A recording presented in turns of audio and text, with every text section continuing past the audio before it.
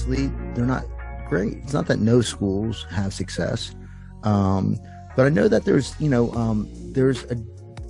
been a difference, a divide between how students should be taught. And I don't know if this is the right time to speak about it or not, but it's this constructivist model versus a behaviorist model. Well, maybe should we talk about that now, or maybe revisit it as after you explain what happens at Morningside? What do you think? What's going to be easiest for people to digest? I can talk a little about Morningside and what we're doing in terms of that conversation, because so we have a new book out called The Morningside Model of General Instruction, Building a Bridge Between Inquiry and Skills Teaching. And what we're trying to do in that book, and what we try to do at Morningside, is find the middle ground, right? Because we don't think it's as black and white as inquiry being constructivist. Being similar to what a constructivist would teach. So in a constructivist setting, which is most schools in America, what teachers are looking to do is they want kids to construct meaning and construct new repertoires from the things they're doing, right? So we're going to give kids real world challenges. That's what a public school is going to do. We're going to set up group learning. We're going to set up all kinds of what would seem like more authentic learning experiences. And from that, the kids will be more, this is all the theory, right? The kids will, in theory, be more engaged because these are more authentic learning experiences, not just something some teacher sets up. And from engaging in those experiences, they expect the kids will skills that they need to be able to be successful in those endeavors, and that the kids will construct new meaning. And what we find is that in practice, like that really sounds nice, but in practice, what that means is kids with the skills that they already need to be successful in those activities thrive. Kids who lack those skills and lack those underlying prerequisite skills struggle. Let me just make a sports analogy for people.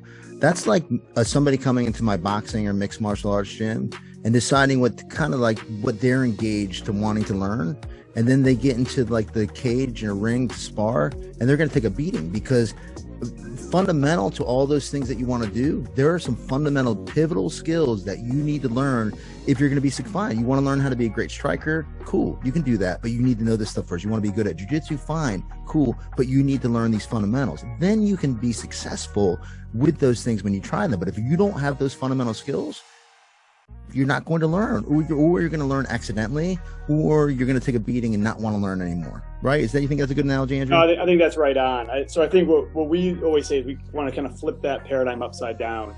So we're going to do what we call engineering discovery learning, or we're going to engineer the kids' repertoire so that they can engage in all of that stuff that the constructivist model would want to teach, because frankly, it's more fun. Like in the defense of constructivists, you watch that lesson, you go into a classroom and you watch a teacher doing a discovery learning lesson where it's a lot of discussion and the kids are jumping in and participating and making connections. It's more fun and it looks good. Like we always talk to people, it's more aesthetically pleasing. Like I get it, I get the draw of it. What we want to do is just build the kids' performances so that they can be in those settings and they can participate and have fun and have those discovery meetings, because there's a ton of reinforcement in discovery, right? That's one thing that we know, that when kids do something for the first time without being taught, like we call aha moments. You see it all the time. Kids will watch them like kind of labor through a problem and they're like, oh, I got it. And it's like that moment of I figured it out. That is such a strong reinforcer. And so we want to arrange for that, right? So rather than kind of just leaving it up to chance that we're going to give you some challenging problem and you'll figure it out, like, well, we're gonna engineer it, right? So we're gonna say, what are all the skills that you need in order to do that thing that I don't have to teach you? If I teach you all those skills, then I can set up the environment in such a way that all those repertoires combine and recombine, and you're gonna do it on your own without me having to teach you how to do it, right? So kids are successful, and it's a more efficient teaching, right? It's an efficient model. That's really what our model of instruction is. It's about efficiency. Right. I think tackling that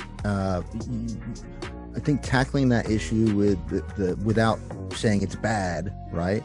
Constructivist, because that's been the divide, one against another. You can't do that. You have to say what's good about it, why it's good, but how this is going to help that be better, right? That's kind of what I hear you saying. Yeah, 100%. Like we'll watch what are the activities that classroom teachers are doing that are successful for some kids, but not successful for too many kids.